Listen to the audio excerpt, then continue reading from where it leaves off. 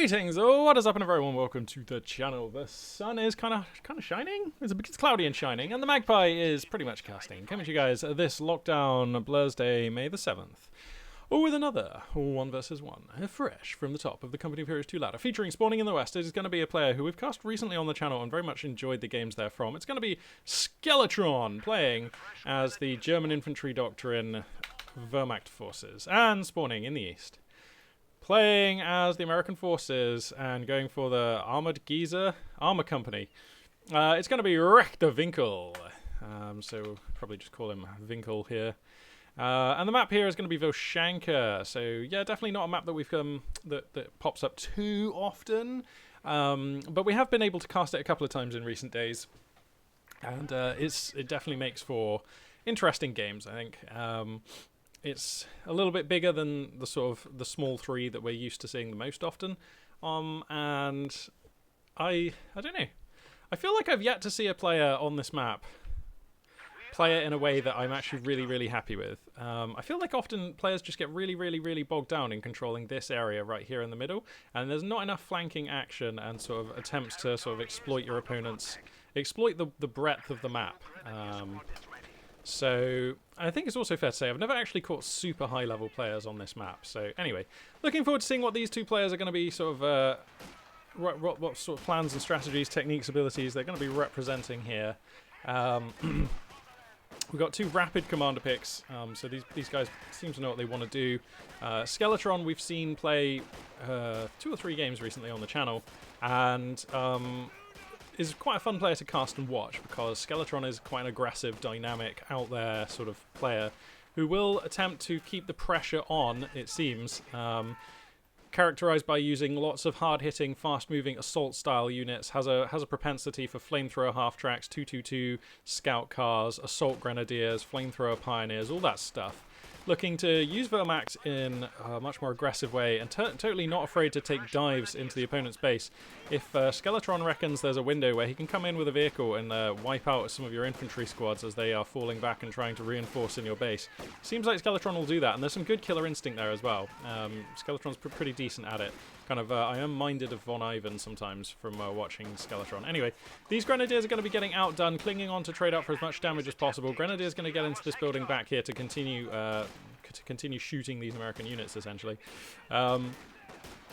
Pretty much even as far as map control goes. So that's cool. And yeah, we'll see if either of these players is going to be able to gain any substantial advantage in the opening stages of this game. Yeah, I mean, on the Magpie front, there hasn't really been a lot changed since yesterday. We're still in lockdown here. Increasingly, it looks like in line with other countries, in line with some of our neighbouring countries, Germany, France, I think, as well, Spain. Probably the lockdown measures are going to be relaxed in stages moving forwards. Jury's out as to whether that's the right decision. I don't think it is, not yet. I think another 3 weeks of lockdown would be super healthy. I don't know. I actually feel as though lockdown has sort of been a missed opportunity from a lot of perspectives. There was a lot of things that we could have done as a species or as nations in lockdown, which we just kind of missed. I mean, because it's rare. I mean, we may never see conditions like this, certainly not for a long time. And, you know, one thing that we could have done, which would have been interesting, is basically wipe out sexually transmitted diseases, because like nobody's really been going out there, nobody's really been getting jiggy with it. Certainly it seems like not probably with very many new sexual partners. So if literally everybody got tested and then treated for any conditions they might have had over the last month, then we probably could have like wiped out a lot of STDs for like the next 15 or 20 years. Like the landscape would have changed as far as that kind of thing was concerned. And that's just one thing that I, you know, could mention. There's just a lot of stuff that we could have done with this phase of isolation, and I suppose hindsight is 2020, you know, and everyone was really thinking about the Rona, but it's just been a really interesting sort of set of circumstances. And anyway, so yeah, I think it's today the UK government announces what the plan will be for the next 3 weeks. So it'll probably be like they're going to reopen, I don't know, like restaurants and theatres or something. That seems to be what everyone else is doing, which is so dumb. These countries, whoever's making these policies has like the virological understanding of like an 8-year-old. It's embarrassing. It's like, If we just open the theaters and the restaurants but make everyone sit 1 seat apart, then that's fine, right? It's like, no, you idiot. Like, that's the understanding of a child.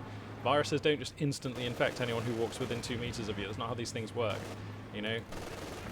The particle can stay active for over 24 hours and it clings to surfaces and all kinds of stuff. It's a little bit more complicated than just like 2 meters. And like airlines and stuff as well, it annoys me so much. They're just like, oh yeah, we'll just like leave a seat in between all of our passengers and still keep like, you know, that'll be fine, right? That'll insulate people against corona. It's like, well, no, not really, because, you know, when you're on an airplane, you breathe the same air like 7 times. There's a constant airflow. The airflow on an airplane is massive. If you get some agar plates and set them out on an airplane and then compare that to like agar plates that you set out nearly anywhere else, because the airflow is so goddamn high on an airplane, you get so much shit like landing all over whatever it is you choose to set out. Basically what I'm saying is the interior of an airplane cabin is a relatively high transmission environment. Anyway, we've got some fights coming down here. Skeletron being pressured. No, sorry, Skeletron applying pressure. We've got the, oh, he's losing squads though. What was that? Oh, I wasn't paying attention, sorry. He's definitely losing squads though. Heard the announcer say, they are losing squads. So, this German infantry doctrine, we've seen Skeletron use like really well in the past. So there was a 250 half-track. That one went down somewhere.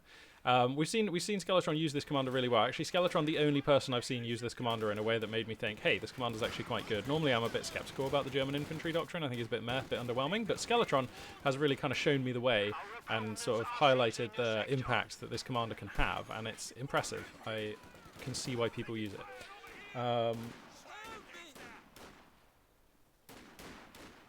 Just a second, sorry.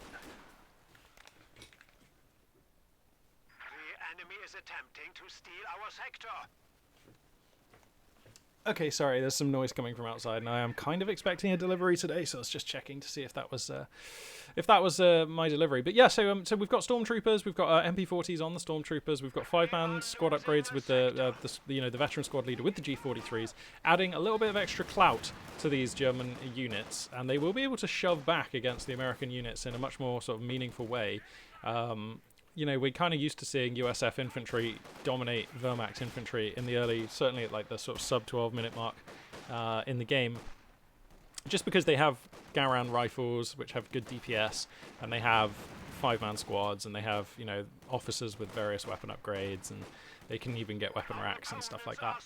So, but with 5 men, with G43s, with stormtroopers and MP40s, that dynamic is a little bit altered. Now, we've got the, what are these, combat engineers? Assault engineer squads coming out with flamethrowers, so and they've got grease guns as well. So this represents quite a punchy close-range squad here. So they're going to close up the distance here, start flaming grenadiers.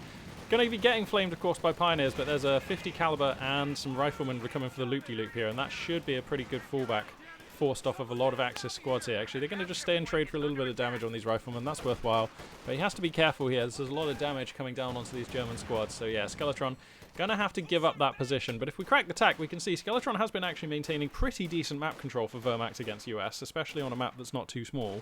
So that's been going his way. The scoreline, not so much. Control over the VPs, I mean, actually has basically been dominated by just the US holding this one and bleeding out at 1 per tick, I believe. So, yeah, about a sort of 60 ticket lead right now that will be increasing. Not the end of the world for Skeletron, but definitely noteworthy. Resource control, I feel like Skeletron has actually had the better end of, although having said that, he's going to get cut off here. This is super annoying. This is a big cut-off, actually. This is a munitions, a fuel, and another point. So that's a lot of resources that this lieutenant has been able to deny for Recht the Winkel. And, yeah. So, I think on balance, this has been a fairly even early game, despite some pretty pokey stuff coming out from both players. I mean, these are punchy unit. Oh, god damn. That was a good rifle grenade. Oh man, those rear ash just got gibbed. But yeah, with the giving of those rear esh, it really is even, because Skeletron lost the 250 half track, and he also lost another squad like somewhere in the early game. So with the giving of those rear esh, I feel like we're actually at parity now. 3 squads Grenadiers plus Stormtroopers, Pioneers, MG42 against 2 squad Riflemen, Lieutenant, Assault Engineers, and what's about to be 250 cals now. So yeah, that feels pretty even. The 250 cals I think are going to be really good. This is just a great map for machine guns. I've always thought that this is a great map for machine guns. They just seem to do work through all stages of the game. Especially because this game often just sort of devolves into a brawl for control over sort of this point and the areas just north and south of it. And machine guns can just be set up like almost anywhere around here, and this is such an open area, they're just going to be firing for effect. Just to illustrate my point, we just hear the first bracka of a 50 cal ripping into these Grenadiers there. So, yeah, I like going up to 250 cals. I think probably 2 MG42s is appropriate here for Skeletron, but we'll see where Skeletron decides to navigate his composition. Weapon racks are finished now for the USF units, so additional damage will be being inflicted by the BARs in those rifleman squads. And let's check the tech here for the Axis player. So Battle Phase 2 is complete. Support Armor Company has just finished, or Support Armor Corps. So we could see, I mean, we're almost certainly going to see a choice out of that building once the fuel is there. You wouldn't build Support Armor Corps unless you probably wanted to take a choice out of that. So, actually, wow, are we going without like the Mechanized Company? Skeletron is fearless about skipping like the Mechanized Company. I feel very uneasy whenever Axis or Vermac players opt to like skip the option to build pack gun. Like, because a Stuart is just game over here. He's very lucky that Rector at the moment hasn't got a Stuart and like is 10 fuel away from getting one. So like, I don't know though, because if the Stuart does come down, like, what do? You know, I guess actually by the time the Stuart is coming, you probably actually maybe nearly have Panzer IV, or you could resort to a Stug. But it's going to be an Ostwind, that's also okay. Actually, yeah, this is Skeletron. He loves going for the Ostwind, doesn't he? Fair enough. Major tech is finished here for Rector, so that's where the fuel has been going. That's why we haven't had the Stuart. So, yeah, but I still, even as this game moves on, I really do hope that he does back tech and get the like the Mechanized Company. It's not an expensive building, and it just, I mean, pack guns are just so integral to Wehrmacht. Wehrmacht is balanced around having access to pack guns, because without the pack gun, your anti-tank is like so thin.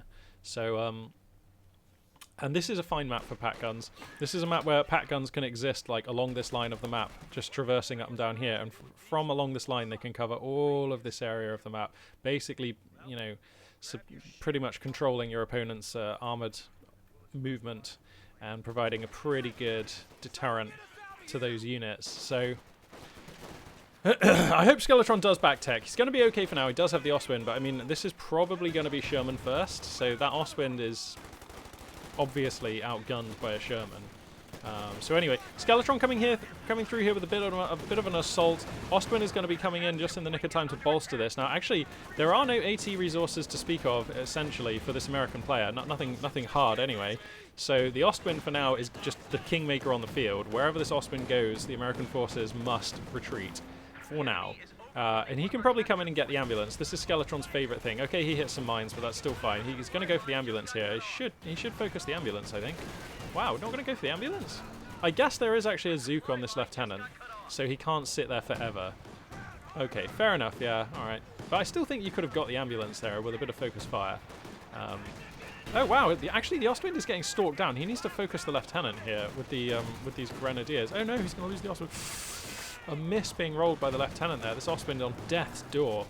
Is it a one hit? It's hard to tell. It may survive with a pixel. One more bazooka round. Oh god, this lieutenant. Okay, it will survive one more bazooka round, but oh no, the lieutenant's just going to come in for the final shot. Yikes.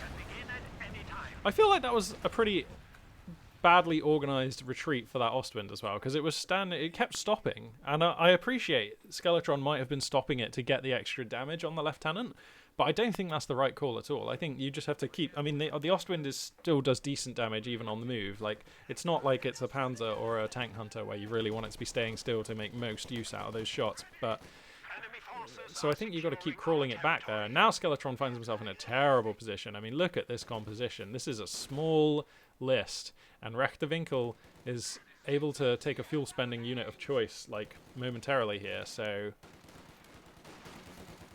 Skeletron in a really bad way, just a really bad way. Not quite sure what the option is to stabilize here. For sure, he's going to have to give up control of the midline of the map as the American forces just keep pounding him down. I mean, he's substantially outnumbered and outgunned here.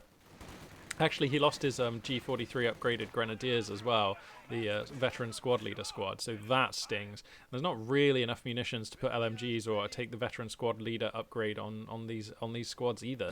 So Skeletron right now down at 386 under 478, and actually is going to have to spend some time here, a considerable amount of time, being the underdog in terms of military might. So. Oh wow, he's actually built a fuel point. We see this so rarely. I almost forgot that players can do this. Wow, Skeletron has built a fuel point. That actually means it's got decent fuel income, actually. Okay, I mean, this is one way of sort of trying to bounce back from this kind of thing. I would love to see a tech to Battle Phase 3 then. And just because, I mean, your opponent has major tech. You've seen the major. You know it's going to be major tech. I don't think you can realistically win if you just keep building Panzer IVs or Ostwinds or Stugs. I think we need something a little bit more sophisticated here. And the earlier you make that transition, the more of the game you will be playing with Battle Phase 3 tech. And like a Brumbar would actually be okay because it's quite difficult to kill. Even with Jackson, it can take a lot of damage. And it does curtail a lot of these units. Why can I hear huge things exploding?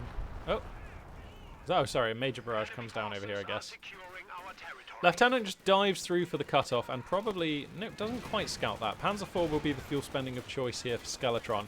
And this Panzer IV is going to be game deciding. Oh no, that's probably a dead squad. Okay, Skeletron gets away with that. Bit lucky. Bulldozer Shermaners are here though, so that's going to be the investment here for Winkel. So it's going to be sort of Sherman Panzer IV. And to be honest, I feel like Skeletron lucking out a bit. This is probably the least terrifying fuel unit that Winkel could have gotten here, and the one which the Panzer IV probably has like the best chance against, outside of a regular Sherman. But we knew it wasn't going to be a regular Sherman because Raptor had been saving. So MG42 gets gibbed, and oh god, I mean this Sherman is very good against infantry. That it is good against. So here comes the Panzer IV, actually wasting shots into infantry. So the turret is mal-traversed, and it needs a reload. So here we go, bonk, the first shot, getting a penetrating hit on this Sherman. Now, the Lieutenant is here with the Zook. I don't know if there are any mines. Okay, the anti-vehicle grenade comes down off of these riflemen, so the Panzer is now stricken. The Sherman will have to give way, though, just because the Panzer IV is quite good. Actually, having said that, combined with the damage off of this Lieutenant Zook... Oh no, he's wasting shots on this infantry. That's awkward. Okay, so now one more Zook round should do it. Oh, it bounces. One more Zook shot should do it. There we go. And I think Skeletron can go ahead and leave the game now. You have been crushed, sir. There we go. Okay, so, I mean, one way or another, it seems with Skeletron, we do get rapid games, don't we? Because either his early aggression and ludicrous leaning in for damage works, or it doesn't. And we very much saw the latter there. Getting off to a kind of bad, kind of unlucky, just a bad start for whatever reason. Losing squads, and being behind, and then sort of being the underdog in military, in battlefield presence and force, and then never really being able to stabilize the American opponent, just kind of being on top of stuff. So yeah, that was pretty tough. So let's hop into another game here. So we've got creative name as Wehrmacht against USF on Nexus. That could be a fun game to watch, actually. We've got Fortune and Shogun. We've got Desmond and Mr. Nobody on Crossroads. That's really tempting. Desmond we've crossed. In fact, I've cast both of these players before, and they have both been interesting to watch. It's been a minute since I've cast a game on Crossroads, so I feel like I'm going to jump on into this one. So it looks like Desmond will be playing OKW with Overwatch, Breakthrough, and Special Operations, while Mr. Nobody will be playing Soviet Forces with... who's this guy? Mechanized Support Tactics. Oh, of course. How could I forget this guy? Ah, yes. Oh, this guy's very dear to my heart. Yeah, this guy's like one of my favorites. I always roll with this guy on my roster. I know I recognized him with his dopey looking shades and weird facial hair. And then we've got Soviet Combined Arms Army it was, but hang on a second, let's just get this game started. Spawning in the south, playing as the OKW pieces, it's going to be Desman. And spawning in the north, playing as the Soviets, going for a Special Rifle Command opening, it's going to be Mr. Nobody. So, yep, looking forward. The map here is going to be Crossroads, so it's literally like this big. There we go. And it's going to be a Kubel first, actually, out of Desmond. Okay, there we go. Mr. Nobody has the option of my favourite ISU 152 commander here, the Mechanized Support Tactics Geezer. This is actually a great map for this. You can get a lot of utility out of his first 3 abilities whilst you set up for the ISU 152. And then this map is so small that if you do get to ISU 152, it's crushingly dominating because it can shoot anywhere on the map that's meaningful. Like within a couple of seconds, it can traverse and move and shoot anywhere on this map. And the fact that it is like insanely slow just doesn't matter on this map. But it's not going to be that commander. Sorry, it's going to be Soviet Combined Arms Army is going to be the pick straight away here.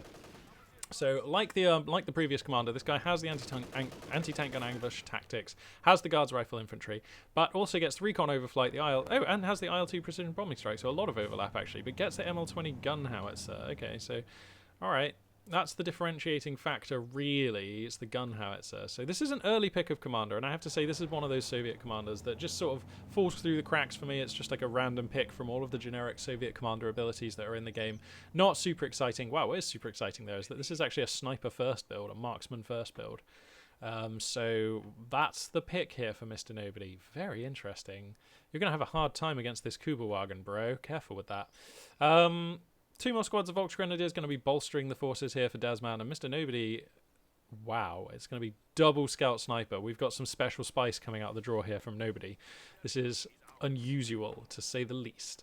So what are we going to get done with double Marksman? I'm excited to see. This is going to be some crazy shizzle here. Desman, well, if we crack the tack, we can see going to be getting the lion's share of opening map control, probably wondering where on earth his opponent's units are about now, because you really would have bumped into something normally, because Soviet players normally have conscripts or like penals, and so they have like a decent number of squads, so you bump into them, especially on a map this small, pretty rapidly, but not going to be the case here. So double Marksman it is. I mean, I get that this is okay against OKW, because Storm Pioneers are a really good target to be sniping. He's even putting mines down here at a really early juncture. Lovely. Yeah, Storm Pioneers are like a pretty good target to be sniping. They're worth a lot. Volksgrenadiers not too bad either to be sniping. They're not nothing special. But okay, did he see this? Did he see the scout there? Because he's got a Kubelwagen right here. So I just think these scout snipers are going to have a really hard time making a living, and like he's literally connected and captured 1 resource point this game. So Mr. Nobody putting themselves considerably behind in terms of map control and resource income in order to come up with this bizarre combination of units, which are not leveraging any value at this point. So definitely could have got the conscripts out first, then gone into the 2 marksman rifles, and would have had a little bit better utility and field control and map presence. It's easy for me to say I'm up here being Observer Magoo, but I mean, if you're playing against OKW, they're going to have a Kubel, like 4 times out of 5, or maybe 3 times out of 4. They're going to have a Kubelwagen. That's how OKW operate. Anyway, additional mines being plonked down here. Wow, this is some mining that Desman is doing, and that's good. Mines win games. That is a fact. So, all right, finally this marksman is going to be able to take a shot, but actually getting pretty damn close to these Volksgrenadiers here. Conscripts will be here though to sort of meet, shield, and screen. Oh no, here comes the Kubelwagen. This is what I mean. Like, are these? Oh god, now you have to fall back with both of your snipers. I mean, that is 720 manpower we've just forced to fall back and not be in the game for the next sort of 30-40 seconds because of a Kubelwagen. That is a bloody good return. Mine's going to be coming down all over the place. Desman is just walking on Mr. Nobody at the moment. Mr. Nobody here trying something weird, and it is not paying off yet. I mean, this game ain't over, but he needs to do something. Up to 2 squads of conscripts now, so that's like some reasonable buffering amount. There we go. The scout sniper's beginning to pick down these Volks. Finally, actually making a squad fall back here.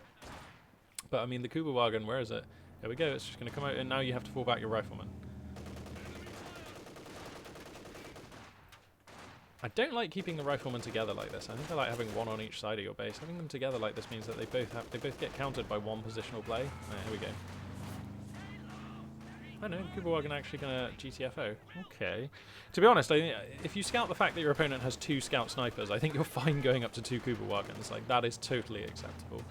I don't even think that feels very bad at all. Special Operations Doctrine here going to be the pick for Desman. So we've got the radio silence that can be used. That's fun. And then coming up, we're going to have the infiltration grenade package and some other fun toys as well. It's, I mean, it's mechanized reg with complete field control, which means that like the 5-minute mark, we already have a Panzer II Lukes on the queue here, and that is rough news for your opponents when their composition looks like this. Oh no. I just think this is not... I just think this is not the map or the faction to be using double scout sniper against, if I'm honest. I mean, Mr. Nobody a better judge of these things than I, but I mean, it's safe to say this has not looked great, has it? But, you know, Desman has recovered some map control. But, I mean, we're not even at 6 minutes in, and he's already 120 tickets down. That is efficiency here for Desman. So, oh no, and we're just having to kite. Like, this is not an army that can stand and fight. And you sort of need that before you can have scout snipers, because the scout snipers want to be standing behind everything, like shooting. These scouts, how many kills have they even got? 3, 1. So this is 720 manpower that has killed 4 Volksgrenadiers in 6.5 minutes. This is not good. So I mean, but hey, this is how I play RTS. I mean, I'm always doing weird stuff. I always look for ways to throw the game into a strange direction and kind of put people on the back foot and render their experience invalid. Oh god, now the Panzer II is just going to dive on that scout sniper. Oh, on negative cover. Yep. I mean, that's so easy to do. Okay, nice kill. That'll be like nearly a star of veterancy on this Panzer II, even though it fired like 1 salvo. So, collusion. Are we seeing collusion between Mr. Nobody and Desman? China. So, okay. The triple cap continues. We're going to be about 200 tickets behind by the time we're at the 8-minute mark. I mean, this is rough. This is so rough. Your opponent has triple Volk MG34 Panzer II Kubel, and you've got this. It's like so rough. The guards will help though. Those PTRSs are going to be gold here. Just any damage you can get on the Kubel or the Panzer II there is going to be really good. Do we have back teching yet? Oh god, I feel like you have to back tech and get a Zis gun as well, or side tech if you like. Oh, Panzer II coming into the base here. And that is the correct move. Nothing really it needs to fear here. Nothing really it needs to respect. Oh no. I feel like we've just hopped into an experimental approach here for Mr. Nobody. And this is the thing about experimentation. When you take the scientific approach, you will often you are more likely to find out what doesn't work before you find out what works. And I feel like Mr. Nobody, trying to be a little bit experimental here, and has stumbled across a very potent combination that doesn't work. You know, them's the risks when you're doing science. You've got to be prepared to spend the time, and I think we are watching Mr. Nobody spending the time here. So yeah, we're like 8.5 minutes in, to a 232 ticket deficit here for Mr. Nobody. Has already lost a scout sniper. Has killed 3 Volks or something this whole game, like 4 or 5 Volks, not many. Field control has been going absolutely to Desman, who probably has enough fuel for a Panzer IV. I mean, Schwerpanzer HQ is already out. Okay, but Panzer Orth hasn't come down yet, so we still have to spend that, but we're going to have, like, real toy money soon, because double fuel control is strong, especially on Crossroads. So, okay, we might have another quick game. So, what was the previous game? It was like 18 minutes. If we can get Mr. Nobody out of this game before 18 minutes, that's the challenge here for Desman. Pardon me. If he was using Luftwaffe Ground Forces Doctrine, I think this would actually already be over. Because you could use the airborne recon and the smoke to just get bypass these base defense turrets, like, really easily. And then, just, if you get the Panzer II parked here, this is game, because there's nothing here that works, so... I mean, it was game. Now with 4 PTRSs, it might not actually be game, but like, oh god, now the guards are just feeding into a concave of wrath here. Soviet wrath. The Panzer II getting quite shot up. Additional PTRSs coming through. This Panzer II has to be a bit careful here. Assault grenade package comes through from the, or infiltration grenade package, I believe it's called. Comes through from these Volks and forces the Soviet units to scatter. Here comes a Kubelwagen just to help make sure that these guards don't get much value here. The PTRS is actually going to sting that little Kubel back a little bit. And again, Mr. Nobody kind of failing to get to grips with the map in any meaningful sense. And yeah, this one looking a bit rough.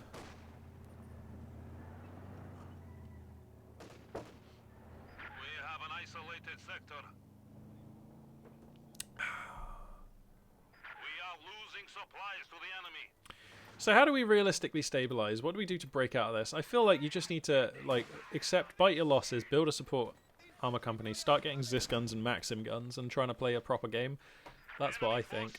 I don't think you're ever going to try and catch up in terms of tech. There's no point going for a Tank of E Battalion Command. Alright, yay, support weapon Campanile. I don't think there's any point going for a Tank of E Battalion Command. I mean, like, you don't really have T70 money. Oh, actually, I suppose you almost do, but not once you've teched, actually. So, and the fuel income's coming in so slowly, and even if you did get a T70, your opponent could answer it really quickly with, like, just a Rakettenwerfer. And yeah, so I feel like you have to go Zis guns and Maxims here, and I feel like you probably need the Zis gun first, but we'll see if nobody agrees with me here. So the Zis gun is still 320 manpower, and that is a fair cost for a very good unit. Not the best anti-tank gun in the game, but it has other advantages. The 6-man crew being one, so. Looks like we've scouted where the Schwerpanzer HQ is then. So, I mean, oh god damn, I mean, he actually just has Panzer money, like, right now. I was going to say, is there a world in which you can get out a Zis gun or even two, and just, like, try and push the Schwerpanzer HQ? Because if you can get the Zis gun set up, like, here, which is not the biggest ask. I mean, but then the trouble is, even if you're shelling the Schwerpanzer HQ, you'd have to defend your flanks against a Panzer II, a Kubelwagen, and other German stuff. So, like, it's a big ask. But, I mean, the thing is, we sort of need a big ask in this game for Mr. Nobody to draw it back to parity, because, you know, if you were able to pick off the Schwerpanzer HQ, then suddenly I feel like this game is alive again. I mean, yeah, you still have this huge score deficit, but at least you've inflicted some, like, horrible damage on your opponent, which has slowed them down a ton. I mean, now okay, so now there's a Panzer IV coming out. I mean, Jesus, this looks so rough. And you still can't take any fights. Like, oh god, this could actually be a wipe on these conscripts as well. I mean, STG Volks, 2 stars of vet. Scout Sniper in the hood as well. Where's the Panzer II? Is it chasing? Yep, so this Scout Sniper in jeopardy. Yeah, that's game. Alright, cool. I mean, we just sort of walked into a weird one there. Nothing too much to say about that. Mr. Nobody trying something experimental. And now we know that that is one of the many things that doesn't work very well in this game. It's okay to go for a special rifle command opening and use Scout Snipers in the early game. But I would say in the modern age of Company of Heroes 2, it's actually not acceptable, certainly on a smaller map like that, to go for Scout Sniper first. I actually think you need 1 or 2 squads of conscripts for those Scout Snipers to stand behind, or even engineers, if you really want to save the manpower. But I don't think you can realistically try and go for 2 Scout Snipers back to back, you know, and then expect the game to go anywhere good from there. Like, especially not on Crossroad anyway, so. So back to the lobby we go. So there are a few interesting looking games. We've got an Angerville game here with Nobody and Stephen JF. That's going to be Wehrmacht and Soviets. That's in 7 minutes though. We've got a Lagoda Karelia game here with Skeletron, who is fun to watch. And we've got a Korean versus Freikorps game on Crossing in the Woods, which is a great map. So I am kind of inclined to take a punt on these 2 players who I've not cast before. I mean, it's between that and the Skeletron game for me here.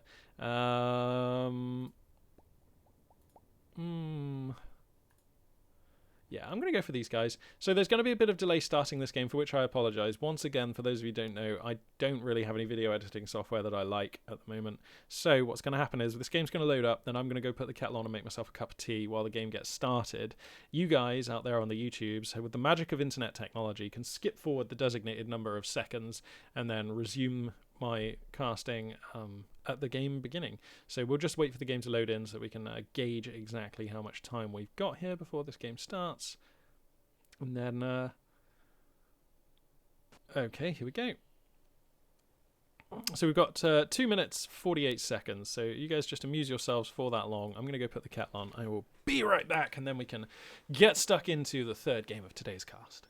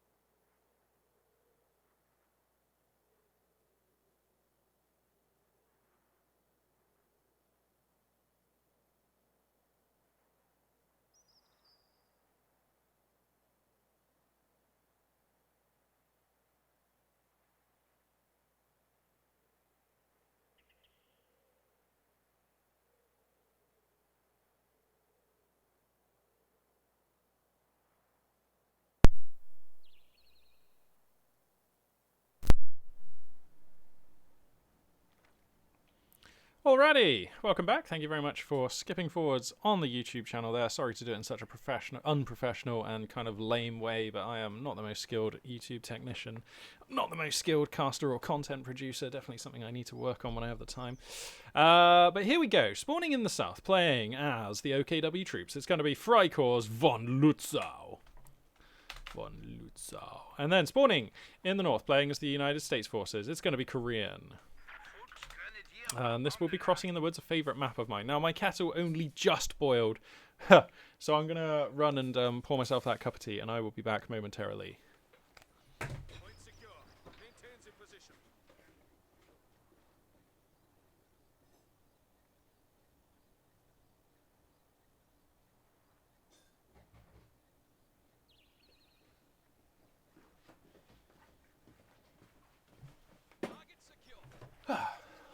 Alrighty. Okay, so looks like nothing too outrageous or ambitious out of either of these two players, which weirdly is the first time I can pretty much say that in about a game that we've cast today. Looks like Freikorps going to be running with Elite Armor Doctrine, Breakthrough Doctrine, and Fortification Doctrine, whereas Korean will be running with Armor Company guy, Tactical Support Company. Oh, why am I so bad at USF commanders? Oh, I know. It's because I never played this faction. Pardon me. Recon Company? No, that's Mechanized Company. Screw it. I don't know a thing. An Infantry Company. Yeah, I got one. 1 out of 3. I had to get one, even if I was just guessing, right? By the odds. If you flip a coin enough times, you get it right. Reasonable fight being taken here. Storm Pioneers, Volksgrenadiers is actually going to get a pretty efficient engage into these riflemen, forces them back for nearly no loss there. So an initial fight going nicely the way of Freikorps there. Not much map present. Whoa, these rear ash being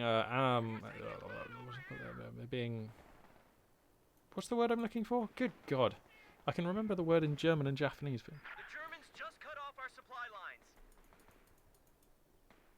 lines. being idle. Jesus.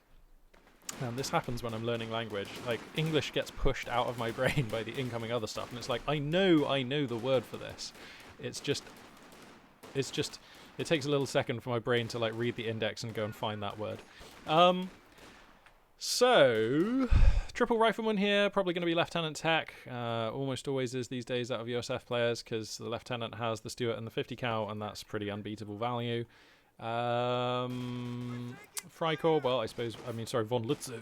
We'll have some idea of what he'll be going for once the Schwervermacht Schlepper is purchased.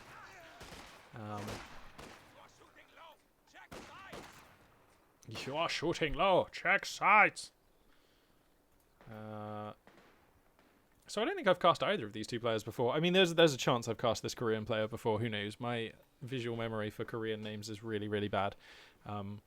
Although Korean characters are really, I love them actually. And when I eventually get round to learning Korean, and I will, because Korean is actually probably the foreign language to which I am on a daily basis exposed to the most, because I actually watch a reasonable amount of Korean TV and watch the GSL coverage, which all has Korean adverts, Korean music, like just a ton of Korean interviews, you know, like so I hear on a day-to-day basis, I think Korean is the foreign language which reaches my ears the most. And I know nothing really about the language. Well, I know a little about the language actually. But one of the things that I do know is that, like, one of the things that makes Japanese, like, quite beautiful and amazing and intricate and cool, but also a bloody nightmare to learn, is the way they've done the alphabet in Japanese, or their characters. Alphabet is a pretty bad concept to try and bring to Japanese, because there's no real analog for one alphabet. They use, like, 3 character sets that are quite expansive and serve different functions. So anyway, but one of the sort of problems with Japanese is because the language has been sort of like reorganized and to a certain extent reinvented so many times over the years, it's quite untidy. And a long time ago, essentially, my understanding is there was no sort of no universally acknowledged sort of written standard format for Japanese, and then the Japanese sort of were exposed to Chinese writing, and they were like, oh look, you can actually write down language, that's a great idea, we should do that. But rather than come up with a way of writing Japanese, they just they were just like, this is what written language looks like. Look at this Chinese language. And they just grabbed the Chinese characters and used them. They just sort of jammed, like mashed them onto Japanese. And then like used them to try and write Japanese, because those were the written characters that they had seen. Not the only example of this happening in cultural history, of course. This has happened loads of times. Like, so yeah. So, but the trouble with Chinese is that, you know, they use Chinese characters, which in Japanese we call kanji, and there are literally thousands of them. You know, a lot. It's not like you just have to learn, you know, A to Z. It's like you literally have to learn thousands of different characters, and a lot of those characters actually have several different meanings and pronunciations depending on the context or word that they're in. So it's like quite complicated, to say the least. And then when you take that system and just like smash it onto a totally different language, it's awkward at best. It makes Japanese very idiosyncratic, absolutely charming, beautiful, but also horribly inaccessible and just like kind of a nightmare in a lot of ways. So what they did with Korean, they were like, okay, so we need a writing system for our language. So rather than just like jack Chinese or like just rip from another language, and by the way, Chinese and Japanese as languages, not at all related. Very, like, you almost couldn't get two different languages. So nicking the writing system from Chinese is like super inopportune, because it's not very well suited to Japanese, really. Not on a sort of mechanical sort of way. So with Korean, what they did is they were like, okay, so we clearly need characters to write down, and all around us we see that, you know, people are using kanji. We you know, we've seen Chinese characters, we see the Japanese are using it. But what they did in Korea is they actually were like, okay, well, how about we have a system that uses elements of kanji? So some of these elements are like consistent across Japanese and Chinese, and if you know how to write Japanese and Chinese characters, you'll know the stroke order for a lot of these elements here in these characters. But with Korean, each of the characters, I believe, is divided up into like 3 or 4 zones. So you've got like top left, top right, bottom, like, and they all have these zones. And then you have about, I think it's like 20 or 30. There's like a limited selection of components that can go into each of those zones that then make up a character. So what this means is you really only have to learn like a few components, and then you can put together any or nearly any Korean character and have a decent shot at trying to read and interpret them as well. So like that's a much more sort of logical system than just like taking a character set which has thousands of characters and relates to a completely different language and then trying to use it for your own. So I feel like Korean would be quite a lot easier to learn, at least to read, because like, you know, my level of like Japanese like listening and speaking is like reasonable. You know, it's like, I would say it's like confidently broken, as in I can get my way through almost any situation. It might not be perfect, but like people understand me and I can make myself heard, and you know, it's great, and I can follow conversation and join in and that sort of thing. But when it comes to reading and writing, as soon as I run into kanji, it's like, it's really tough, because so when you learn Japanese, usually your level of like reading and writing understanding and ability is like lags considerably behind your listening and speaking. And often if I can get a Japanese friend, or if I can just hold up my phone and translate a sentence, then it's like totally understandable, but it's just, I just don't know half of the kanji or any of the kanji in those particular sentences. Or even if I do know them, I might not know them in the words and the context in which they're being used in the sentence. So, but with Korean, you kind of avoid those circumstances. So, and it does sound nice. I mean, I like the way Korean sounds. To be honest, I don't think there's many languages I don't like the way they sound. But Korean, yeah, it does have a way to it. And also, the final check mark for me being interested in learning a language is that I would want to go and experience the culture and kind of hang out for an extended period of time there and use the language. Because if the language isn't a living tool for me, then I'm not really very interested in it. So, and Korea looks like an amazing place. I would love to go and hang out in Korea for a few months or longer or whatever I can get figured out. It's just looks like such an energetic and interesting and varied and vital country. It's just so interesting that exists in such a strange way. I mean, obviously the outcome of the Korean War left Korea divided, so you've got these fascinating and kind of terrifying politics and sort of national boundaries, and you know, and then somehow South Korea just had this like technological miracle and kind of leads the way in like, or was leading the way in like mobile telecoms and screen technology, battery technology, a lot of stuff that underpins the modern age of technology. Like South Korea somehow is like just super leading in, you know, like Samsung and I think LG and like just a ton of companies are based in Korea that have pioneered all this kind of technology. So it's what a fascinating place to be. Seoul, one of the most interesting cities on Earth, undoubtedly.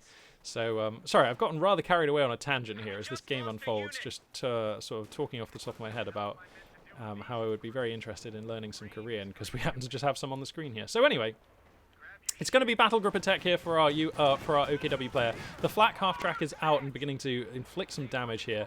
We've got the tactical support company, which means that the horrendously vicious 1919 LMGs have popped up across a load of these American squads already. And the Stuart is here. The captain is out as well. So we've gone for a sort of side tech on this. So we've gone Stuart into captain tech. So I'm looking forward to seeing exactly what it is that Korean wants to get done with these ingredients. You have to imagine it's going to be an AT gun to help counter, pardon me, Axis armor here. That is the usual reason why USF players go for the captain. It is to access that terrifically powerful M1 AT gun.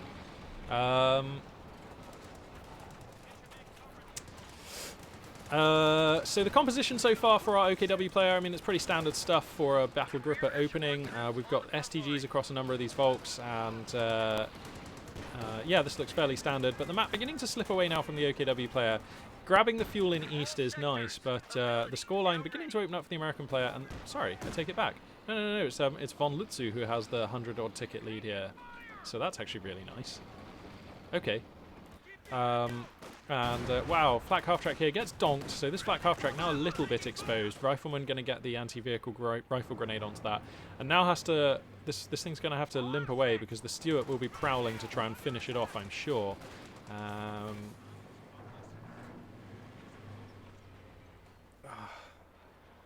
As I just finish making my cup of tea here.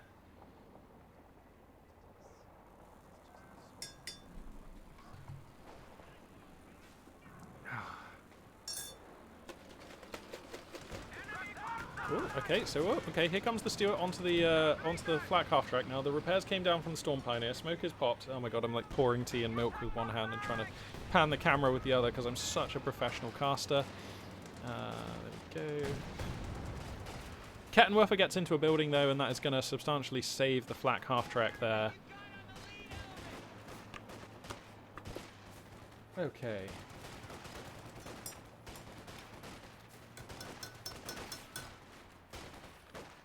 Alright, the tea is ready, and so am I to get into casting this game. So Kettenwerfer here finding some nice hits onto the Stuart. That's at maximum range, so nice stuff there. Volks Grenadiers quite beleaguered. Additional Volks moving into support. Meanwhile, in the west, it looks like there are probably enough Axis units here. Oh no, actually, they're going to fight one at a time, which into Riflemen with veterancy and 1919s actually means that these Riflemen will probably beat both squads of Volks. So a touch awkward, not quite coordinating on that fight in the west there. May well come back to haunt Freikorps von Lotzu, as he's unable to hang on to the fuel point over there. And actually unable to take the fight in the east here. So now the situation gets desperate because basically all the Axis units you can see falling back. The Axis sphere of control on the map is going to be considerably condensed and contracted and compacted into this tiny area. How much fuel have we got here? So not much after Panzer Orth finishes, not much at all. So we're a long ways away from getting any kind of sort of Panzer support to help get us out of this situation. So it's going to be on Von Lutzu to use the units you see in the top left with the additional second Rakettenwerfer, which will be coming out, to try and break out of this sort of soft lock that Korean has on the game here. Now the M1AT gun will be getting added into the roster that we were expecting here, and that's going to be frankly overkill against this flak half-track, but also a very good measure of insurance against future OKW vehicles.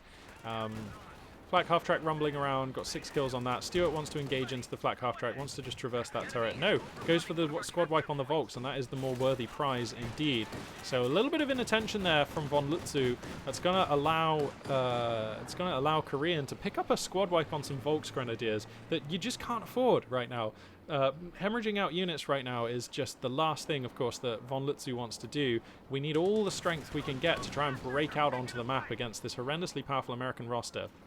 American commanders that have access to the 1919 LMGs are brutal. American infantry is bad enough when it just has access to BARs. When you have the 1919 LMG, which remember, you don't have to research weapon racks. That one's just there if you've got the commander. There it is. And they're not cheap. 70 munitions, they're not cheap because they're brutally powerful. So, yeah, any commander which gives access to the 1919 LMG, you've got to watch out for. They take one of the USF faction's greatest strengths and they make it better. And any time you can say that, that's got to be on your radar for like alert, warning, watch out for this. Like that is powerful stuff. This is you must respect.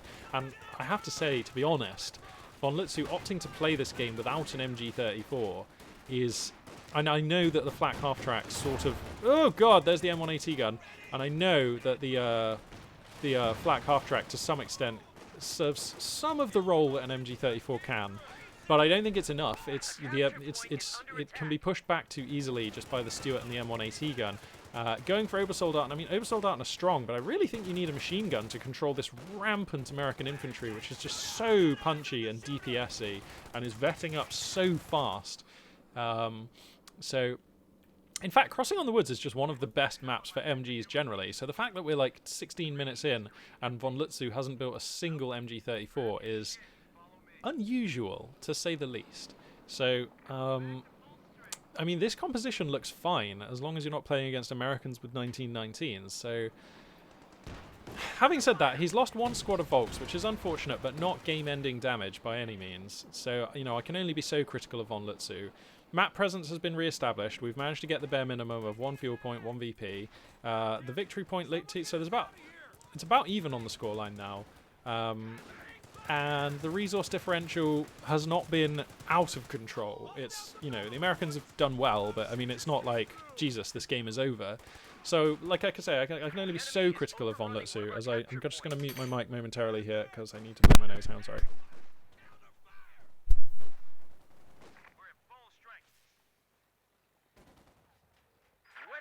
Is now open. We're taking lead over here. Thank you for bearing with me on that one. So, yeah. Wow, we've got the infrared STGs. Christ, we never see these. Oh, awesome. All right. Cool. I'm excited. So my understanding is, because we almost never see infrared STGs, and to be honest, Obersoldaten have another really good squad upgrade that you don't need a commander to get, so we're basically just used to we're basically used to seeing the LMG-34, and that's good enough. That makes Obersoldaten fantastic. So not often do we see these, and even though our OKW are my most played faction, I basically don't ever use the infrared STG, so I don't know it very well. And I imagine it's been messed around with and changed and made into a good place by the community balance team. So, I mean, Obersoldaten are just very skilled users, and I believe the STG is... So it'll be really good at mid-range, and probably, because they're Obersoldaten, still quite good at long range, doing decent damage. I believe the infrared STG, like, negates cover? Powerful against enemy units in cover, yeah, and at medium range combat. Okay, cool. So look to see these Obersoldaten be used in a slightly more dynamic role, looking to close the distance just a bit more than we're used to seeing when they have the LMG-34, and probably trying to be used to focus down weapon teams and American units that are in cover. So yeah, that's an interesting ability. I believe it costs, yeah, so 60 munitions. That actually makes it a bit cheaper than the LMG-34, if I recall correctly. So... there is some differentiation there between the two options that you can put on Obersoldaten. That's the sound of a Calliope, and hooray, I was kind of hoping we'd get to see this when I saw it was the Tactical What's-It company. So, okay, this American player is now in a super sweet spot. Sherman Calliope is a scary unit to deal with. It's going to roll out right here. He knows that there's Obersoldaten here. If he knows that there's a Kettenwerfer there, he may just plonk the barrage on the Kettenwerfer, because then the Obersoldaten will have to fall back through that if the fallback doesn't come down promptly. Okay, there's it. There comes the fallback. Jesus Christ. 4 squads of 1919 LMG riflemen with 2 1919 LMG officers. Ugh, this is so intimidating to deal with. So I guess Major Tech was finished. No? You just don't need Major Tech to call in Calliopes. Ew. You don't need Major Tech to call in a Calliope, despite the fact that it's a Sherman chassis. That kind of blows my mind a little bit. Wow, okay. I mean, I just don't know much about USF, so a lot of things probably will blow my mind about USF. I just don't know the faction very well. So, okay, wow. So we've got Calliope here. I thought that he had a major and it must have been wiped somewhere without me seeing, but no. Nope. You can just bring in a Calliope. Wow. They're 115 fuel. For a rocket artillery unit that actually has another main gun and a decent amount of armor, so it doesn't just die if your opponent gets up on top of it with a Puma, like, I think 115 fuel is a bargain. Jesus. Alright then. And even just the threat of it is really substantial, because, you know, you don't even have to be firing these barrages. I mean, it is obviously better if you are firing the barrages. So what's the cooldown on the rocket barrage? It doesn't tell us until he uses it. So we'll try and keep an eye on the cooldown here, because if it's the same as like most other rocket artillery, then the Calliope seems really good. I mean, for that money, that is only a little bit more fuel than a Katusha or a Panzerwerfer or a Stuka-Zafus, like, and it seems to be substantially more durable and has access to a gun for defending itself, and even perhaps pushing up against positions that don't have any much AT resource. I mean, yeah. So this is intimidating. Oh god, he's actually close enough where he could just fire a barrage here. Are we going to see a barrage into the base? Please do it. Oh, I would love to see a speculative barrage there into the base.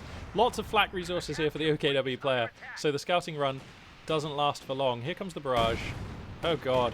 Oh god, he catches 3 OKW squads back at base, so damage will be getting done here. So it seems like the Calliope barrage, from what I'm seeing here, is sort of a middle of the road in terms of intensity, accuracy, and duration, and sort of intensity sort of barrage. It's like good saturation, doesn't last too long, kind of like if all the Katusha rockets came down at once, I guess, but not quite that powerful, because Katusha rockets are spice. So, okay, get to kill, gets a bit of veterancy, about the best you can hope for. The recharge appears to be, if anything, a little faster, maybe, than your average rocket artillery unit. Certainly in the same ballpark, though, so that seems like a great unit. I mean, you know, it's just not often I get to see these kinds of, you know, a lot of units, so it is, for me, I'm still catching up on what changes have happened to them and things. Tank support is here. Sherman ready. And now we've got another Calliope coming out. I am loving this build. This seems like a very powerful American commander. All of these abilities are great. The 1919s are amazing.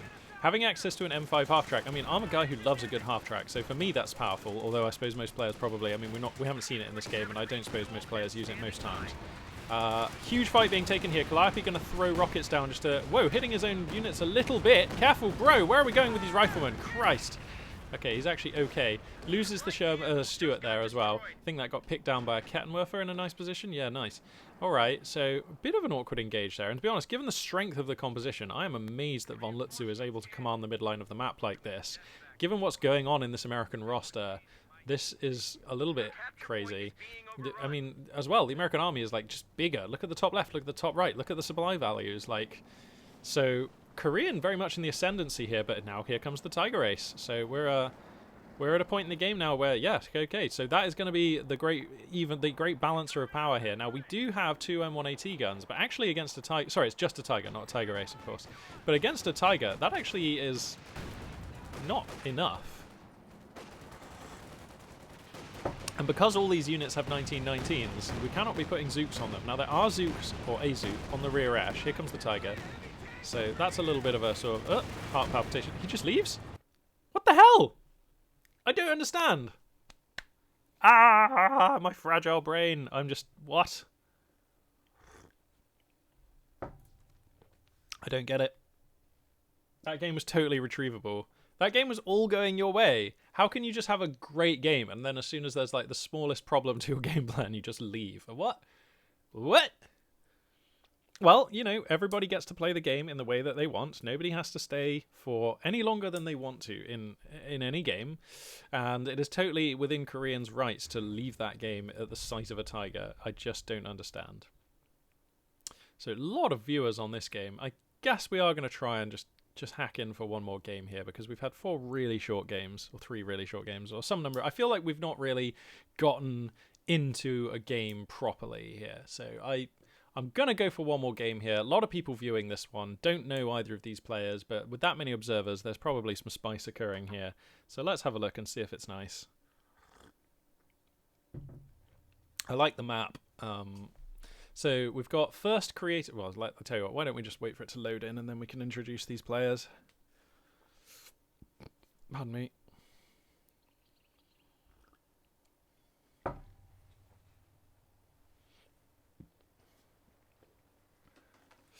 So, spawning in the south, playing as the Wehrmacht forces, it's going to be First's creative name.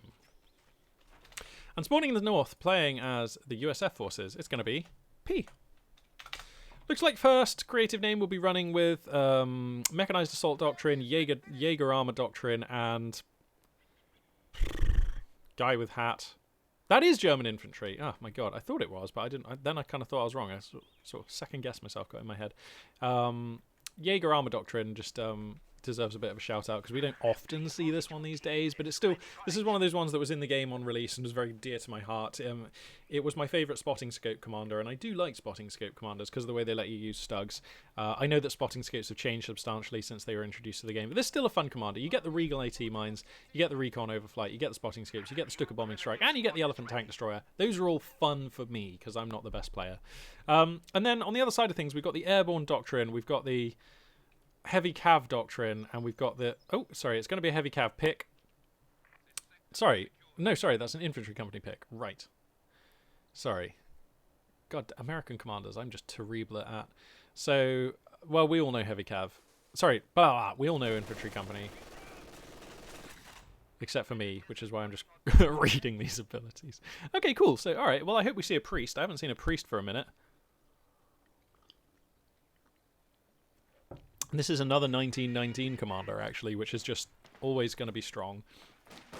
I don't think there is any. I don't think you can say any of the 1919 commanders for the USF are bad because the 1919 is just so good. So anyway, Riflemen going to be doing a number on these pioneers. They're going to have to fall the hell back. There's just too many Americans on the dance floor here. Elsewhere on the map, we've got Grenadiers fighting Rear Esh, and an MG42 also kind of hovering around mid, as MG42s are wont to do in the early stages of the game. And yeah, so standard stuff from these players.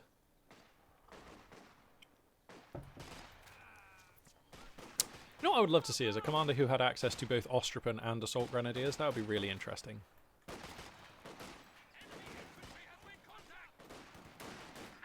So MG42 gets set up in a lovely position here, catches a squad of riflemen immediately under the arc. Now going to be able to pack that, or tear that one down and then pack it. You could even re-establish it, kind of locking down the main entrance to the USF base if you felt like it. You could just hop it behind this cover here or something, or, you know, however you want to place that thing. Did he lose his rear Esh? Oh dear. Well, that's unfortunate. All of the rear Esh appear to have died to Grenadiers. That's a touch awkward. I mean, not the most valuable squad to have lost, but losing a squad before the 3-minute mark in the game and losing your starting squad always hurts. And, you know, you can't really play the game very well without an engineer squad in your roster as we move forward in the game, so they will have to be rebought at some point. So that is just a little bit of a delay to the momentum of the American player in this game. So that's really nice to have found. Yikes, these riflemen also getting a bit low. Riflemen coming in from the rear, though, will force the MG42 back, and now with the Grenadiers and the MG42 gone, these boys are going to have to get out as well. They're just getting drowned in Garand fire here.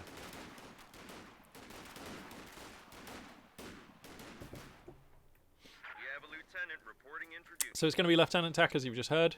Standard stuff so far. We're losing a capture point.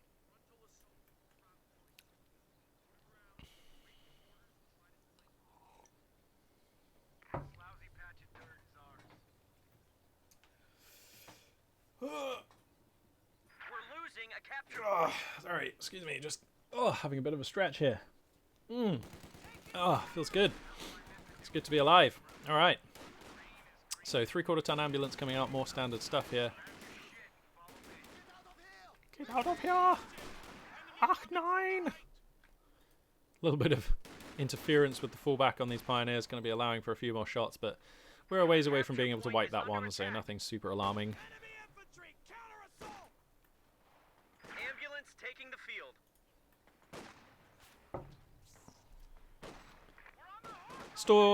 Not Storm Pioneers.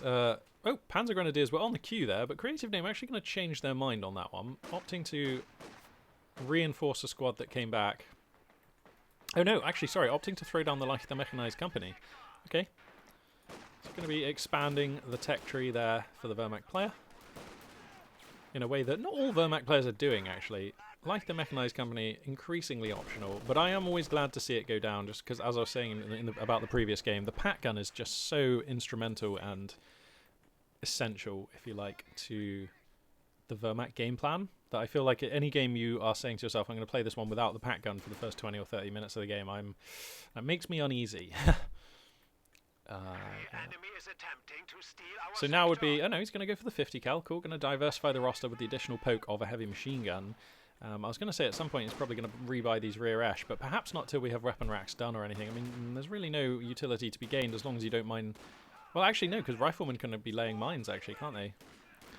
Because that's just how good this commander is. So cool. How much is a priest then? 115 and 418. 480, that's quite manpower intense, isn't it? Yeah, I would love to see a priest. 222 scout car going to be the choice here out of the mechanized company. And that's quite cool, I suppose. Has to look out for the 50 cal, the AP rounds, and even just the regular fire mode on that, capable of racking up damage on the light scout car. But other than that, yeah, this seems like a great window in which to be purchasing a 222. Heavy machine gun team, ready for orders. So here comes that 222. Slightly awkward camo given the map. We are losing a sector. And the early stages of this game more or less going the way that we expect to see. Fair to say that Creative Name doing a little bit better than we expect, actually. Maintaining control, even having off to a slight scoreline advantage. A little bit rare to see Vermac doing that against USF this quickly. Wow. Yeah, AP rounds come down, so they do tons of... You have to go. Why are we staying? Oh god, he's going to trade out for the ambulance. Oh, he's not even going to get it, though. Oh no. I mean, as soon as you stayed and committed there, you had to know that you were losing the 222, so I think it was essential to finish off the ambulance there. Bit of a mistake there from Creative Name. I think Creative Name thinking that they could get out with the 222. But I think as soon as you decided to go in and then stay, I mean, the armor-piercing rounds on the 50 cal do damage to the 222 so quickly that that was fatal. I suppose your other option, actually, rather than coming in and hovering here, you could have dove all the way in and like taken out the ambulance from like here and then tried to get out past the base MGs. Like, not a dead cert. So there's a blind spot here. You can hover there with the 222.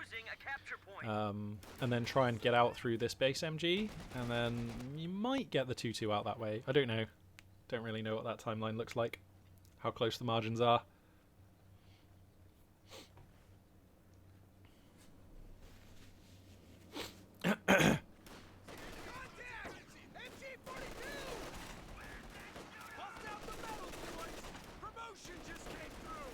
Bust out the medals, boys!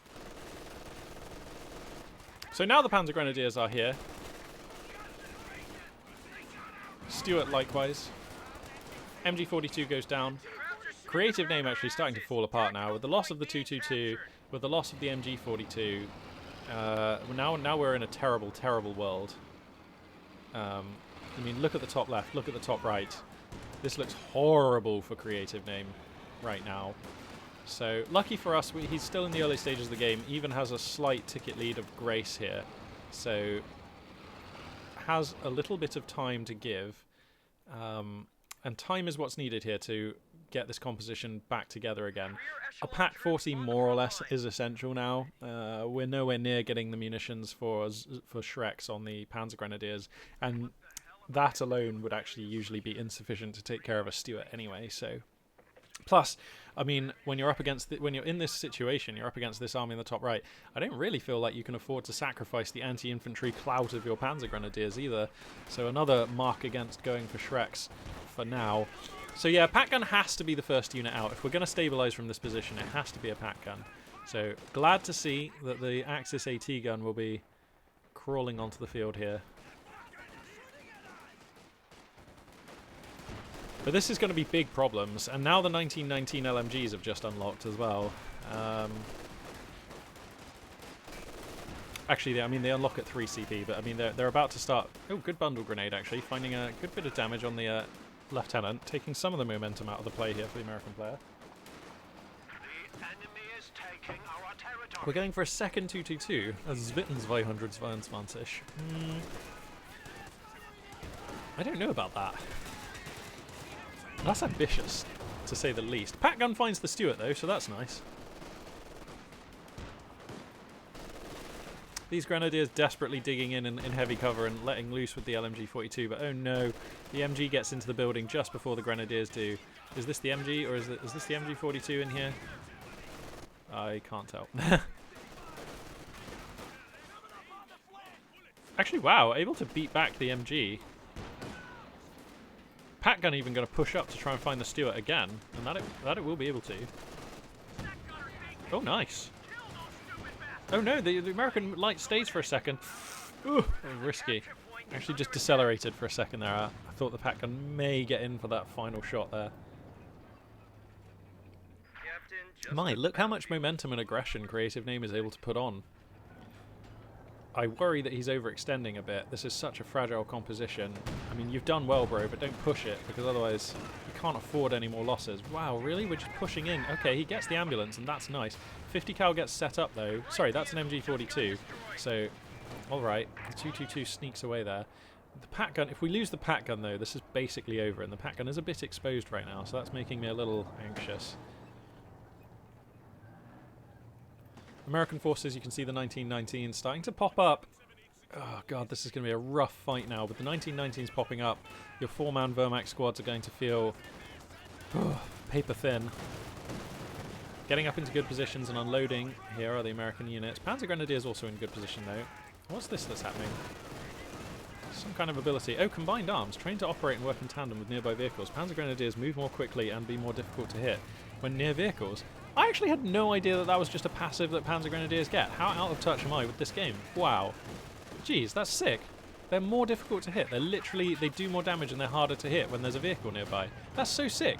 That actually, like, fits what Panzer Grenadiers are about as well. Like, from a historical perspective, because, you know, they're like the mechanized guys. So, like, they ought to, you know, all of their training relates to fighting with vehicles. So that's pretty cool. Uh-oh, the Pat gun gets caught out, though. Is that game?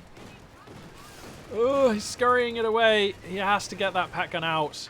These Grenadiers getting picked down by heavy fire on the retreat path as well. The Stuart pushing forward unimpeded. This Pat gun cannot put down to take a shot here. It's just too risky of a position, and if you lose the Pat gun, you are basically dead here. These American forces getting whittled down. These riflemen appear to have been forgotten about. They're just taking horrendous fire from an MG42. Okay, they will survive, but that was a bit risky.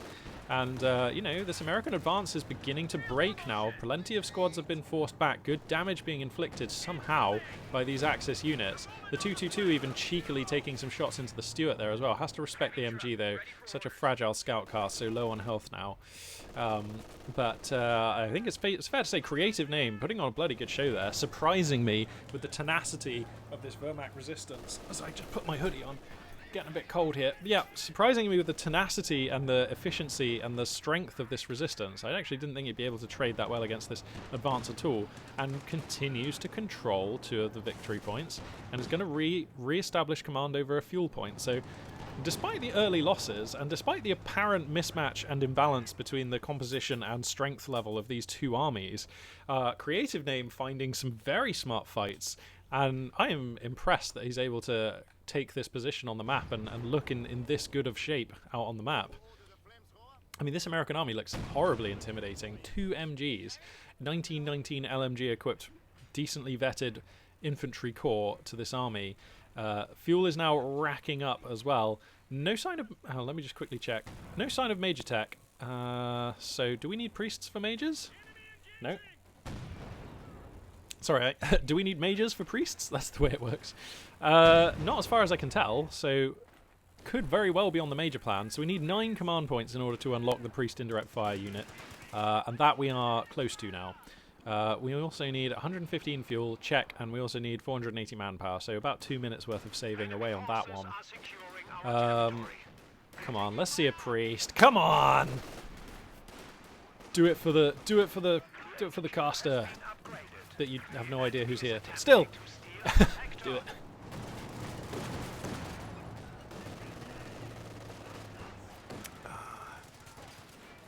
Oh, that's a rifle grenade. Yeah, finding some okay damage. Not the best. Wow, just horrendous amounts of combat going on all across the midline of the map right now. 222 acquires a retreating squad of riflemen for an attempt on a squad wipe. Doesn't quite get it though. Pack gun finds a nice hit on the Stuart. Anti-vehicle grenade going to donk the 222. That limits its options substantially. Massive fire base of American units here, going to force Axis units to give up the central hardpoint on this map. The pack gun flustered, but probably is going to be able to exfiltrate safely here. Getting a bit blocked by the 222, a touch awkward, but that's all right. And falling back in good order. Christ, creative name. Steam coming out of his ears here as he stays on top of all these fights. The micro is on point. And I'm liking all these exchanges. I mean, given that in my eyes he is still the underdog, like he does not have the sophistication of composition nor the just raw might of this army. I mean, I know he has an AT gun and his opponent doesn't, but there wouldn't. I mean, the AT gun isn't really relevant on the American army because there's no real armored unit for it to be shooting at. So I'm giving the composition advantage to the American player here.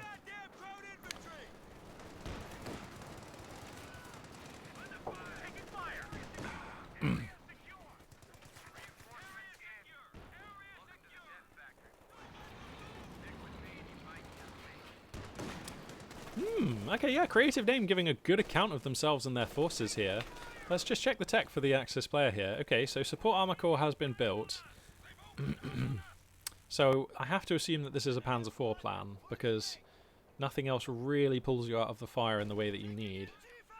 The enemy is taking our territory. I almost wouldn't hate a Stug E plan here. But we're a bit late for that, I suppose.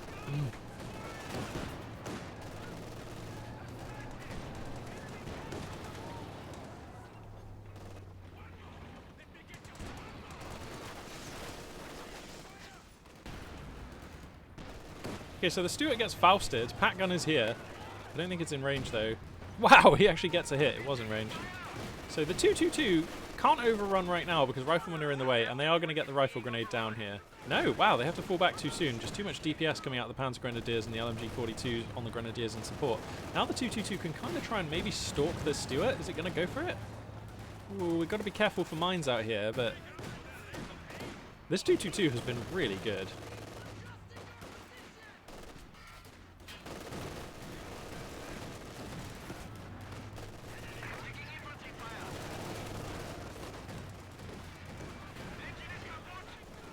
Anti-vehicle rifle grenade comes down, but creative name just leveraging Axis units really nicely. But American base of fire in mid does actually displace the MG, and without anything to hold mid, creative name's flank is a little bit in danger. The 222 needs a break as well, and the pack gun is in a forward position, which means if anything goes wrong, he loses the pack gun, and that's going to be terrible. Now there is a Panzer IV on the queue, so that was the plan, and that means that losing the pack gun, actually you don't die immediately, because the Panzer IV will help cover the gap left by that pack gun. But we just, you know, this game looks infinitely better if you have both the pack 4 and the pack gun, so let's try and hold on to that here. Creative. We are losing a sector.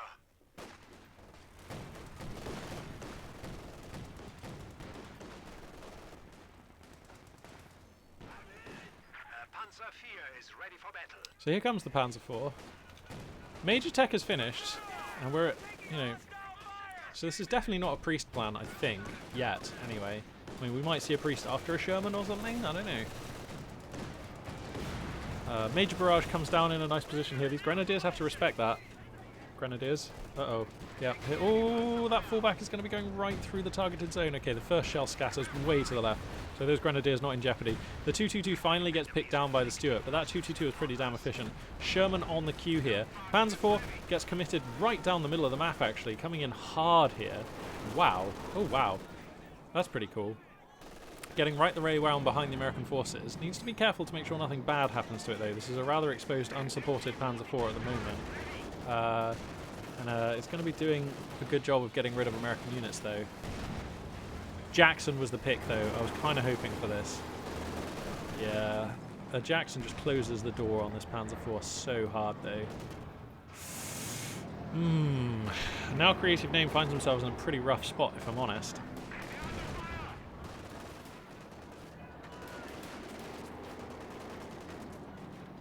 Although, I mean, the scoreline situation is close, and whilst this Axis army is small, I think creative name has proven that they have the chops to engage and deal with this American force with these units. It's just that the Jackson is going to change the balance of power quite heavily here. Here it comes, momentarily.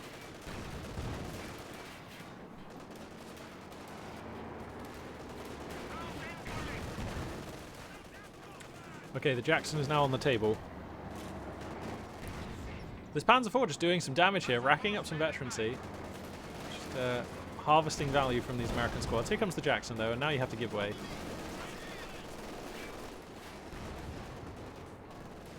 Pat gun is here, though. Wow, these American units. Whoa, whoa, whoa, whoa, whoa, whoa. P, what are we doing? I guess he's trying to get the he wants to get the rifle grenade on. Oh, God, he loses his squads for it, though. Oh, he loses one of them. Oof. A little overextension there. That was a touch of desperation. I don't think we needed to lean in that hard.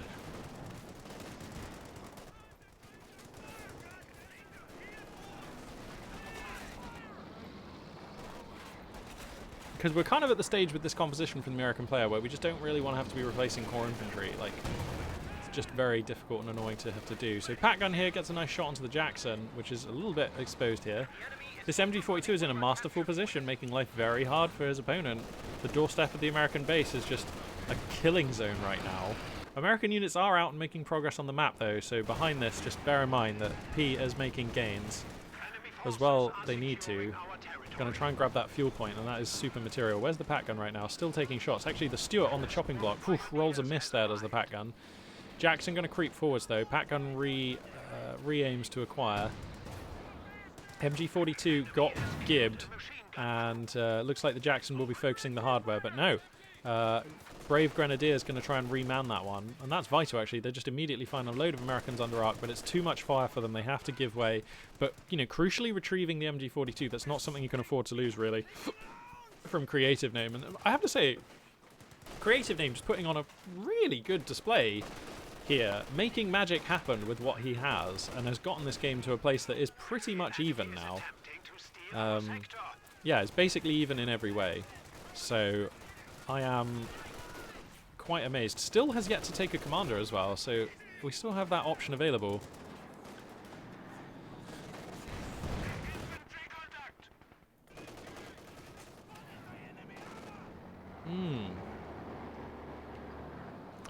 Okay, so we're coming up to having enough fuel again for P, where we can make a fuel choice. I don't know what the correct thing would be. I mean, a Sherman looks absolutely fine. A priest would be... I would love to see a priest.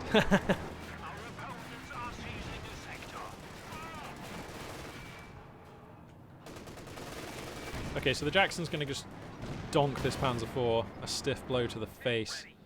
Veterancy beginning to appear. What is the veterancy bonuses?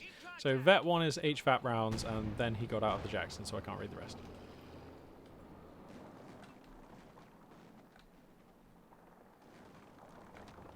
Oh man, I have to say, one of the reasons I don't like playing as Americans is because they are the only faction who has the vehicle crew mechanic, and I think either everybody should have had that mechanic or nobody should have, because it's so game-changing and different, you know?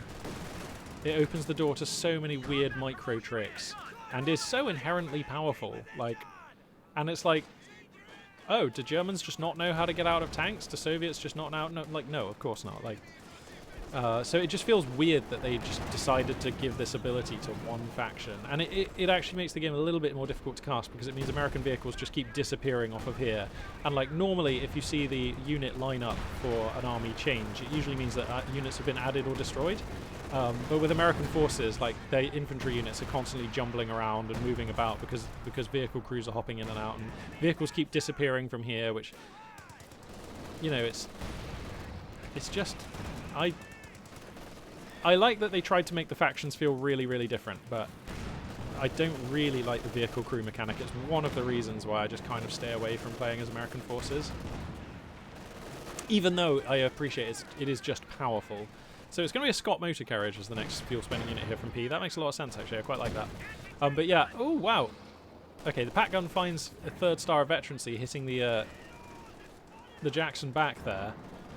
American forces looking to secure the midline of the map and doing a good job at that, though. Stuart gets busted up. Panzer IV is going to come in for the stalk here. That Panzer IV is low, so he has to be, well, not low, but damaged, so he has to be careful. Certainly in a place where the Jackson can scare it away pretty easily. Bomb. Oh, wow, rolls a miss, though. That Jackson, wow. Cancels the Scott, goes for a Stuart. Sorry, a Sherman. I'm not sure what I make of that, to be honest. I would have liked to have seen a Scott, but I don't know. Maybe you feel like with the Panzer on the field, you're not going to be able to keep the Scott alive very long? I don't know. So a commander gets picked here for creative name, and it is going to be Jaeger armor. Okay, cool. Let's just quickly check the tech here for the Axis player. Ah, no sign of Battle Phase 3. No sign. Okay, well, I'd like him to go for it because, I mean, it just does buff Axis infantry. You know, reduced reinforced cost, increased capturing speed. Going to be pretty relevant the way this game is looking.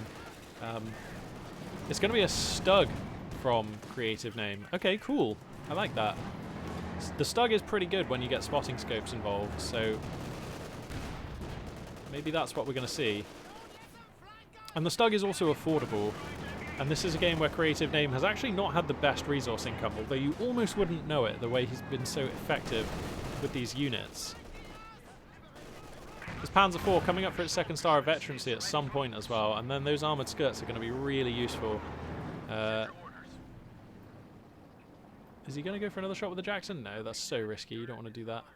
Here comes the Stug. So look for spotting scope to come down, I have to say.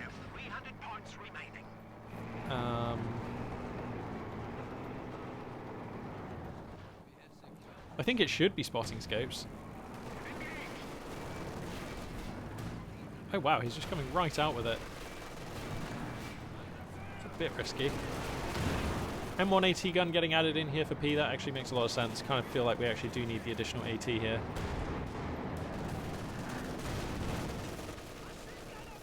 And it just diversifies the AT roster by having a weapon team and a tank destroyer. That's nice. Because you use those in different ways and they find value in slightly different ways, so that's nice.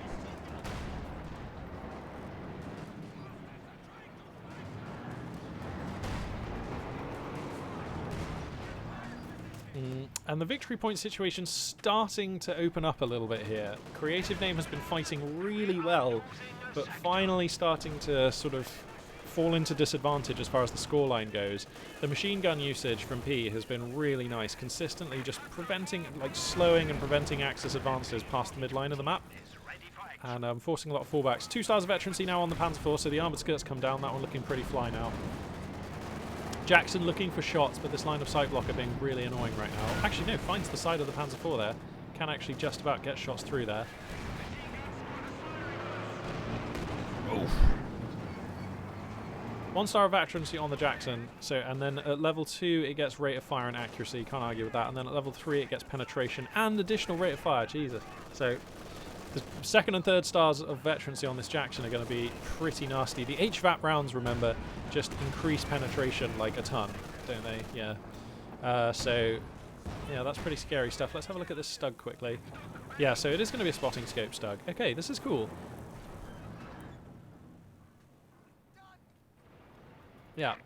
So you can kind of use this Stug a little bit like Soviet players use the veteran T-70, only the Stug has to stay still for it. But it still just has really good line of sight as long as it's not moving.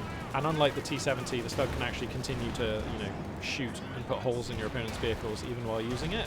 Okay, wow, the Sherman considerably flustered here. Jackson comes across to help cover. Turret is going to rotate. This Stug in a pretty bad way. Bouncing a shot off the front armor there is really nice. Panzer IV, is that coming in? Or Pack Gun casting shots in? The Stug gets his engine damaged. I think the gun is bust as well. No, gun is fine. Pack 40 in a lovely position though. Oh dear, the Jackson fancies a chase, but there's a pack gun here, bro. Careful. Both players here just playing beautifully, to be honest. A beautiful dance. It's amazing that no mistakes are creeping in to like sabotage the play of either player here. Great stuff. Panzer IV getting repaired. Up to 2 squads of Pioneers. That is vital. 2nd Panzer IV actually going to be the choice. So continuing to rely on support armor corps stuff. And with that in mind, if the American player gets an opportunity, I would actually love to see a 2nd Jackson. I mean, I think we're in a world where there are enough targets now for a 2nd Jackson to be pretty valuable. And yeah, I think that that's going to be really nice. And we're a ways away. I mean, I know that this is the Elephant Commander, but elephants are not cheap. 245 fuel, 720 manpower. We are quite a long way from seeing an elephant here. You know, just in case anyone's worried about, oh, if the American player goes up to 2 Jacksons, you know, and a Sherman, the elephant can counter all of those. It's like, yeah, in a while. We don't have to worry about that for a bit.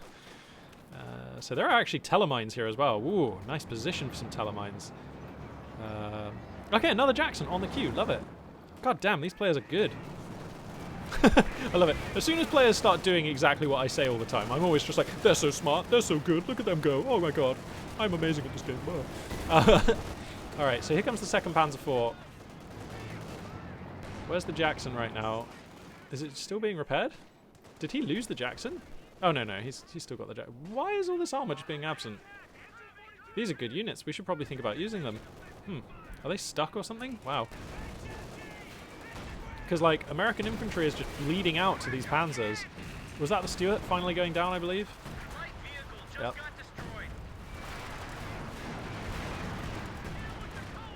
Major barrage comes down in mid for little direct effect. Sherman finds a horrendous... I mean, the HE shells on the Sherman sometimes just do nasty things. He's going to get one more shot. 3-star squad of Panzer Grenadiers sneaking away here. No! They get gibbed by the HE shell. Finally, somebody loses a really important, meaningful squad. The Panzer Grenadiers had been plying a deadly trade.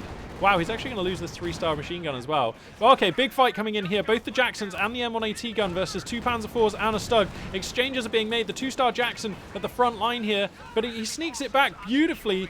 The 2-star Panzer IV goes down, and now the German armor substantially on the back foot. Has to GTFO. Where's the AT gun? Oh my god, it gets decrewed. Okay. This is a lot of Jackson, though. Oh god, but now the Pak 40 can start chipping into the fight because the Jacksons are coming forward. He really wanted that shot on the Panzer IV. He's not going to get it. The Sherman, though, looping around the back. But he's still on HE. So he's looking for the Pak gun, not the vehicles with that one. The Jackson scores a decrewing hit and a destroying hit from the 2nd Jackson on the Stug. Oh, God. It all just falls apart. It all just falls apart. Sometimes that happens to Wehrmacht players because their armies are quite fragile, where it just... everything dies. Wow. Oh, God. I mean, that was a great game. That was really good. It wasn't the longest game, and we didn't see the highest tier, like most expensive, or extreme or rare units. We didn't see the Priest. We didn't see the Elephant. But none of that matters, because we did see a really cool medium armor engagement that went on for a good old time there. We saw double Panzer IV Stug being used really well, and we saw an American player making superb choices with what their fuel spending was going towards. Just superb. The Stuart is standard and went on to have a great life in this game. The Jackson coming out before the Sherman actually just felt great because there was just enough resources to insulate the Jackson from harm and allowing the Jackson to control the Panzer IV. And then creative name going for a Stug and then a 2nd Panzer IV, all of which I agree with. That all felt cool. And then P masterfully identifying that a 2nd Jackson was just the right thing to be doing there. And once you have the 2 Jacksons, what can you realistically get done with Axis mediums? Well, some things, but it's going to be very, very, very difficult. And we saw creative name try and make something happen there. Beginning a fight in this position with his medium armor. Had a Pak gun more or less in support, but the American player had 2 Jacksons with the M1AT gun here and a Sherman sharking around the sides. And it seems like that was just all that P needed here to break creative name. Also, creative name, just sort of everything fell apart at once there as well, because losing the squad of Panzer Grenadiers was like the first of quite a few Axis squad wipes that came through in that swirling melee of chaos that was that sort of final engagement there. And just, it all just died. It all just fell apart with creative name's chances in that game. Now, did creative name really have to make a fight happen by coming in with the Axis armor at this position? Well, that's up to you to decide. I mean, the scoreline, so there's 100 tickets in it at the moment. I would say that does not necessitate an aggressive initiation from creative name. I would say that creative name could have hung around trying to find value for a little longer before the Wehrmacht forces' back was so up against the wall that the only option was to try and make something happen that way. Having said that, though, I mean, maybe maybe Creative Name just felt like the game was slowly slipping away, because Creative Name is adding Panzer IVs and Stugs, whilst your American opponent is adding Jacksons and Shermans, and that really favors the American player. Not to mention that the American composition was just solid and in no danger of becoming less solid. You know, before that final whirling battle there at the end, the American player just consistently had like double MG, solid core infantry, 1919 LMGs with M1AT gun. You can't really fault that composition. You're never, as long as your opponent looks after the composition and replaces any holes that appear in it, like if you lose an MG or whatever, yeah, that composition's fairly inapproachable. And Creative Name just, wow.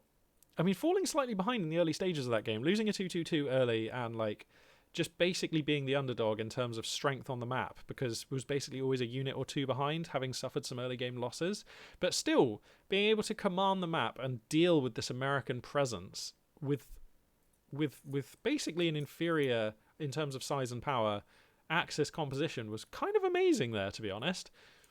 I'm impressed. I'm very impressed with Creative Name. I'm very impressed with Pete. I'm very impressed with both of these players, to be honest. The lack of mistakes, given the complexity of this game and how constant the fighting was, I am amazed that we didn't see more mistakes creep in that sort of decided the game. It's just a very high level of play maintained by both of these players there. What a great game to have jumped in and cast. Awesome. Finally, we got our fix of like a good Company of Heroes 2 game. I'm loving it. Sweet. Okay, yeah, I don't really know what else I can say about that game. A fantastic win and well-deserved for P there. I'll be looking out for these two players if I catch them again on the ladder. That was some exciting stuff. So I believe that brings an end to this video. I had a little test last night, streaming a little bit of Magic the Gathering Arena, and it went kind of well. It was pretty fun. It wasn't actually like live streaming. It was just like just a sort of test for the setup. But if I feel like it, I need to give my voice a rest. But if I feel like it, maybe this evening or tomorrow, we're going to stream some MTGA, I think. Just for the lols. Like, I'm not the most serious player, but yeah, we'll get into that when we get there. So anyway, thank you very much for spending your time with me today. Really appreciate it. As we continue in this lockdown, I will be bringing more content to you. So yeah, thanks very much. And this for now, Magpie842 signing out.